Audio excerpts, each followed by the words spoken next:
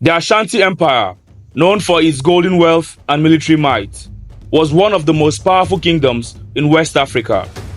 For centuries, the people of Ashanti thrived, but their future would face many challenges, leading to the rise of an unexpected heroine. Born into the royal family of Edweso, Yaa Asantewaa was destined for greatness. She grew up with a deep love for her people, learning the ways of leadership from an early age. In the late 19th century, the British Empire set its sights on the Ashanti Kingdom, seeking to control its wealth and people. Tensions mounted as the British demanded the sacred Golden Stool, a symbol of Ashanti power. With the exile of King Prempeh I, the Ashanti were left without their king. The empire was in chaos, and the British tightened their grip.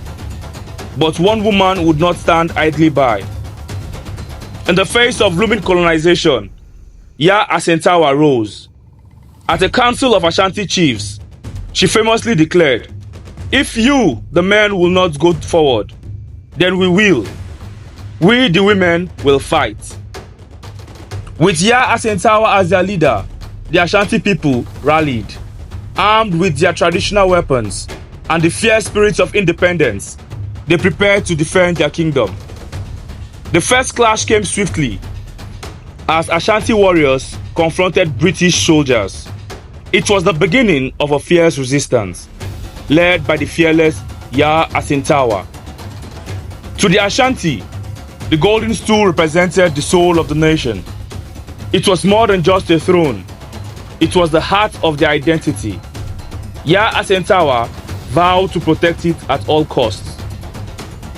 In 1900, the British began their siege on Kumasi, determined to crush the Ashanti resistance and claim the Golden Stool.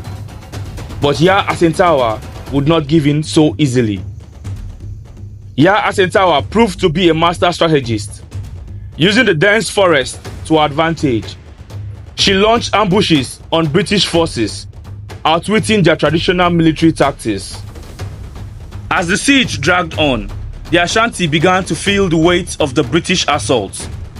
Villages were burned, and many lives were lost, but Yaa Asantewaa's spirit remained unbroken. For months, the Ashanti held Kumasi.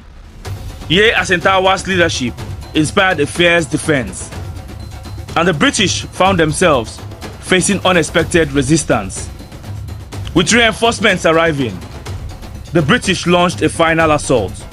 The Ashanti, knowing what was at stake, fought with everything they had in one last desperate battle.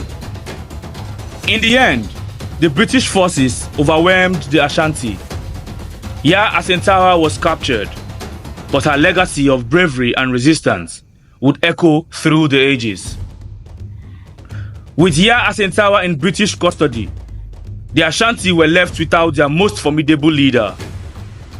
A heavy cloud of despair settled over the land, but the fight for Ashanti identity was far from over. The British wasted no time in solidifying their control over Ashanti territories. They imposed their rule, taking over the kingdom's administration and slowly eroding the power and influence of the Ashanti chiefs. In 1901, Yaa Asantewaa was exiled to the distant Seychelles, where she spent the rest of her life. Though far from her homeland, her thoughts remained with her people, and she longed to see them free once again. Under British rule, the once flourishing Ashanti economy began to falter. The British controlled the gold trade, the lifeblood of the Ashanti people, and the kingdom's wealth steadily slipped from their hands. The British tried to break the spirit of the Ashanti by suppressing their cultural practices. But the Ashanti people never surrendered their reverence for the Golden Stool, the symbol of their soul and identity. As the Ashanti witnessed their empire crumbling under British rule, resentment grew. Though Yaa Asantewaa was in exile, her spirit lived on in her people, who began to organize small acts of resistance. Yaa Asantewaa's legacy became more than just the fight for her people. She symbolized courage, resilience, and the unyielding spirit of the Ashanti. Her name would live on long after her exile, inspiring generations to come. In 1921, Yaa Asantewaa passed away in exile, far from the land she fought so fiercely to protect. The news of her death was met with sorrow in Ashanti, but her legacy was eternal. Even in death, Yaa Asantewaa's influence remained. The Ashanti mourned her deeply, but the fight for their identity and sovereignty did not end with her passing. In the decades after Yaa Asantewaa's death, her bravery and determination inspired new generations of Ashanti leaders who sought to reclaim their freedom from British rule. In 1935, the Ashanti regained a measure of autonomy, and their cultural identity was preserved. The Ashanti Empire had suffered greatly, but it had never been entirely broken. Today, Yaa Asantewaa is remembered not just as a queen, but as a symbol of defiance, leadership, and empowerment for women across Africa and around the world.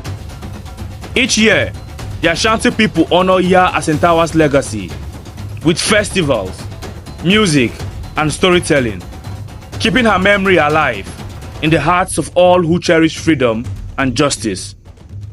Yaa Asantewaa's spirit lives on, not just in the Ashanti people, but in anyone who fights for freedom and justice. Her life reminds us that no matter the odds, the courage to stand up for what is right will echo through the ages.